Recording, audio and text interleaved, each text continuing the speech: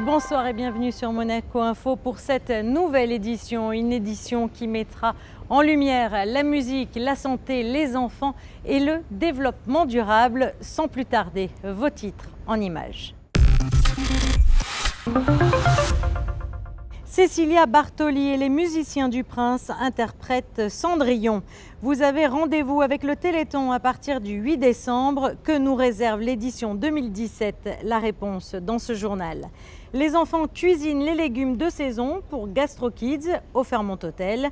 Et comme chaque vendredi, notre invité du week-end refermera cette édition. Cette fois, nous recevons Marco Béron, le fondateur du festival Le Temps Presse, un festival de courts-métrages sur le développement durable et qui a pour président d'honneur cette année Wim Wenders, le réalisateur allemand, et Mohamed Younous, surnommé le banquier des pauvres, le créateur du microcrédit et prix Nobel de la paix en 2006.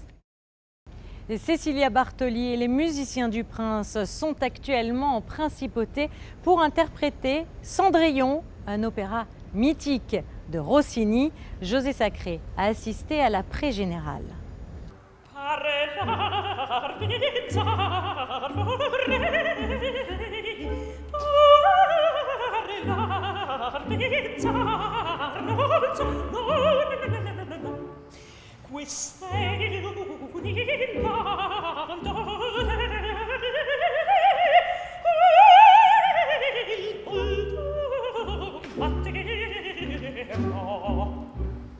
Dans des décors, des costumes et une mise en scène originale de Jean-Pierre Ponel, réalisée par Grisha Azagarov, la Cenerentola Cendrillon de Gioacchino Rossini est à l'affiche de l'Opéra de Monte-Carlo du 29 octobre au 4 novembre, avec, dans le rôle titre, la star de l'opéra, la mezzo-soprano Cécilia Bartoli, entourée d'une distribution parfaite et d'un orchestre, les musiciens du Prince, créé à l'initiative de Cécilia Bartoli et de Jean-Louis Grinda, le directeur de l'Opéra de Monte-Carlo.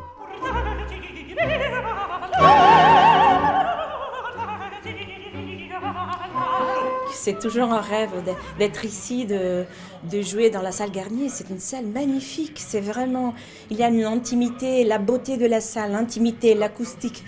Tout, c'est vraiment, c'est le vrai rêve de Cenerentola. Oui.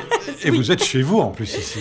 Ah oui, je suis tellement contente. Vraiment, c'est extraordinaire. En plus, l'opéra, la Cendrillon, c'est une opéra magnifique de Rossini. Je pense que c'est dans les opéras de Rossini, dans les drames jocoses, c'est celui-là qui me plaît le plus. Oui. Et là, c'est le bicentenaire de la naissance de Cendrillon, là, cette année. Alors, je pense que c'est le cadre idéal, avec les musiciens du Prince en plus. Oh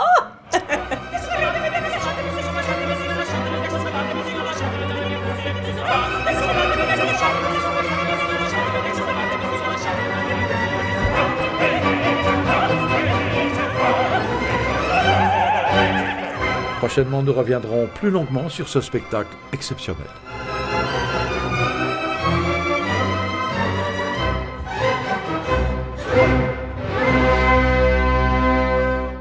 C'est dans quelques semaines déjà, le Téléthon édition 2017 vous donne rendez-vous à partir du 8 décembre en France et en Principauté. Et puis vous allez le voir, quelques nouveautés cette année dans cette nouvelle édition. Nous faisons le point avec Émilie Rousseau. C'est l'un des marathons caritatifs les plus suivis en France et à Monaco, le Téléthon permet depuis plus de 30 ans de récolter des dons pour financer la recherche. L'an dernier, plus de 92 millions d'euros avaient été récoltés sur le plan national, dont 90 000 en Principauté. Cette année, la 31e édition sera particulière à Monaco puisqu'elle se déroulera sur 3 jours, du 8 au 10 décembre. C'est un week-end qui est férié, puisque le 8 décembre est férié à Monaco, donc on espère qu'il y aura beaucoup de monde. Et nous savons que c'est un moment où beaucoup d'Italiens viennent sur Monaco, donc nous avons un gros projet avec l'Italie. Samedi soir, nous organisons un repas à l'aide de M. Dervieux, qui est ambassadeur de la ville d'Alba. Donc ce repas à base de truffes. Nous avons entrée, plat et dessert. Là, on n'a pas encore fini d'élaborer le menu, mais ça sera vraiment une soirée spéciale truffes. Grâce à la mobilisation, l'avancée des recherches concernant les maladies rares a fait un pas de géant, offrant ainsi une espérance de vie plus grande aux personnes malades. Des nouveaux gènes ont été découverts et des premiers médicaments commencent à être utilisés. Donc l'année dernière, je vous disais, on est près de la phase guérir. Les nouveaux médicaments vont peut-être permettre dans un premier temps de retarder, de freiner la maladie, voire de permettre petit à petit de guérir. Innover pour guérir, c'est le leitmotiv du Téléthon. À Monaco, les organisateurs espèrent dépasser la barre des 100 000 € de dons, un objectif qu'ils pourraient bien atteindre grâce aux nombreuses animations qui seront proposées début décembre. Les cuisines de l'hôtel Fairmont ont été envahies par des petites toques. À l'heure d'Halloween, Gastro Kids a mis à l'honneur le potiron. Regardez plutôt la joie des enfants dans ce reportage. On a fait une royale de potiron qui est cuit dans des boîtes à camembert. Non, sans fromage, juste des boîtes à camembert. Et dedans, il y aura des choux de toutes les couleurs.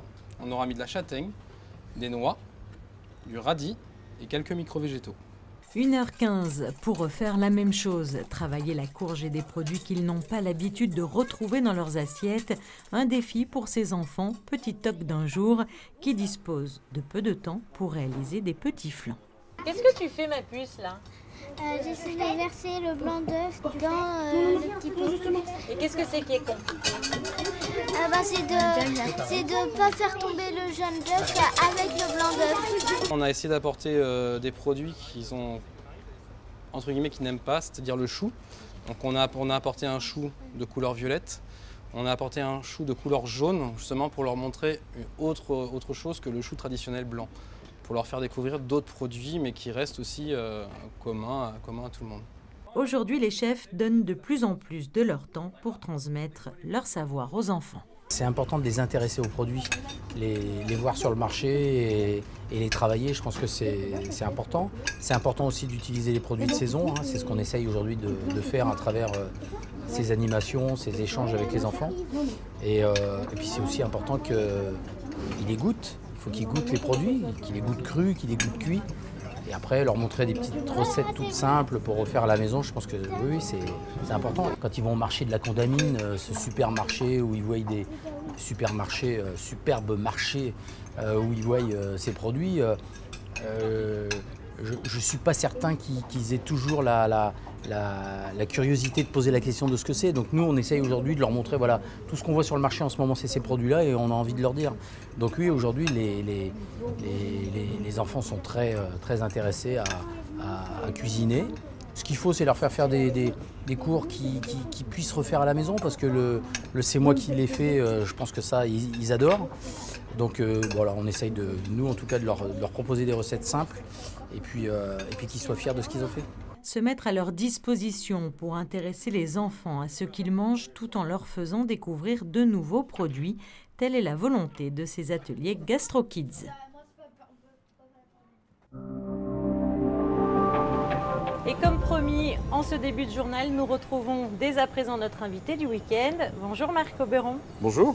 Bonjour. Alors, vous êtes le fondateur du festival de court-métrage Le Temps Presse, un festival qui existe depuis 2011 et qui met à l'honneur le développement durable. Comment se porte aujourd'hui ce festival et puis surtout, comment a-t-il évolué au fil des ans ? Il se porte bien. L'évolution du festival se voit chaque année. La campagne des Nations Unies dont parle notre festival, parce que c'est le cœur du festival, qui s'appelle les Objectifs de développement durable, qui a été relancé de 2016 à 2030 par les Nations Unies. Donc c'est 193 pays qui sont engagés à réduire la pauvreté dans le monde en agissant sur 17 objectifs. Avant, il y en avait 8. C'était les objectifs du millénaire pour le développement. Maintenant, il y en a 17. Donc notre festival, on va dire, se porte bien parce qu'il y a plus de thèmes. Et si je peux juste faire une synthèse, on reçoit à peu près 400 courts-métrages chaque année, de 30 à 40 pays. Et on reçoit un peu ce que ressentent tous les jeunes réalisateurs, toutes les interrogations qu'ils ont d'une année à une autre. Donc on voit un peu l'évolution et les interrogations du monde d'aujourd'hui à travers leurs films. Et on voit les tendances. Alors justement, ça a beaucoup évolué. Les objectifs du millénaire sont plus nombreux. Comment vous vous êtes adapté ? Plus de sujets, plus de films. Donc en fait pour nous, on va dire, c'est encore plus simple. Ce qui est important surtout, c'est qu'aujourd'hui, la démarche des Nations Unies, mais des entreprises, communique beaucoup sur les objectifs de développement durable. Du coup, ça devient un peu plus accessible. Le grand public ne connaît pas forcément, mais les grandes entreprises, et même moyennes, commencent à s'engager. Et donc, les gens en parlent. Et donc, ça devient un outil un peu plus accessible. Puis aussi, les objectifs du millénaire avant, c'était des sujets, on va dire, graves. C'était des sujets sur qu'est-ce qui faisait que des gens allaient décéder d'un jour à l'autre ou étaient vraiment en grave difficulté. Aujourd'hui, on parle de tout. On parle de la santé, on parle de sujets qui nous concernent tous. Donc, il y a une accessibilité qui est plus facile. Et puis, vous le disiez, de nombreux courts-métrages. Justement, il était essentiel pour vous d'inclure la jeunesse dans ces courts-métrages, puisque maintenant, les courts-métrages, c'est un concours, un jury va les départager, et dans ce jury, des scolaires. Alors, pour le prix des enfants, on a la chance d'avoir la direction de la coopération internationale monégasque qui est partenaire de ce prix-là, qui fait un boulot fantastique, puisqu'il nous donne accès à plus de 2000 enfants en Afrique, dans 5 pays. Et donc, on propose aux enfants, effectivement, d'être jury. Donc on a le prix des enfants, prix des étudiants, prix des lycéens maintenant qui est en train d'arriver aussi.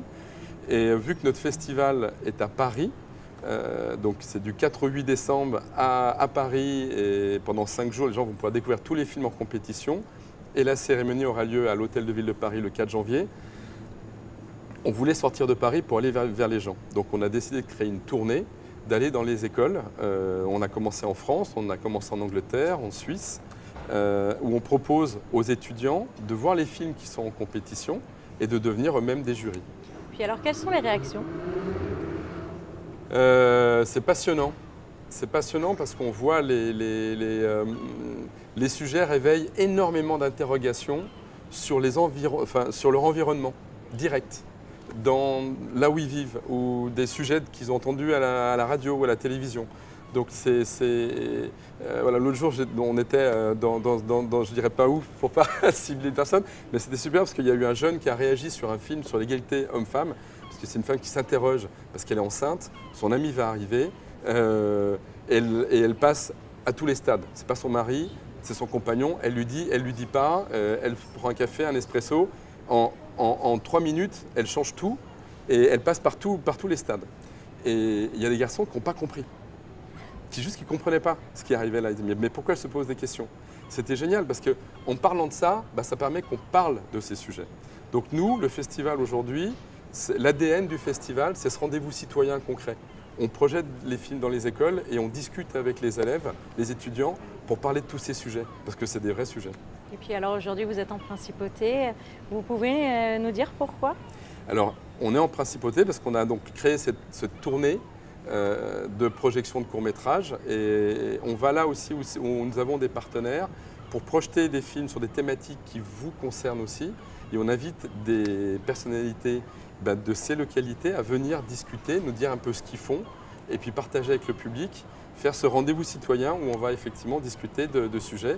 Donc on va parler aujourd'hui du sida, on a invité Fighted et AVH de venir présenter effectivement ce qu'ils font mais aussi de parler de ce sujet qui est toujours un sujet de société, qui était très fort au tout début du festival et puis depuis on ne reçoit plus trop de films. Donc c'est un petit peu passé un peu à l'oubli. Et puis on va également avoir un sujet sur l'environnement et un sujet sur l'égalité homme-femme. Voilà. Et puis alors, depuis 6 ans que ce festival existe, est-ce que vous vous êtes rendu compte qu'il y a eu un changement? Il y a eu un changement, une évolution du côté des mentalités?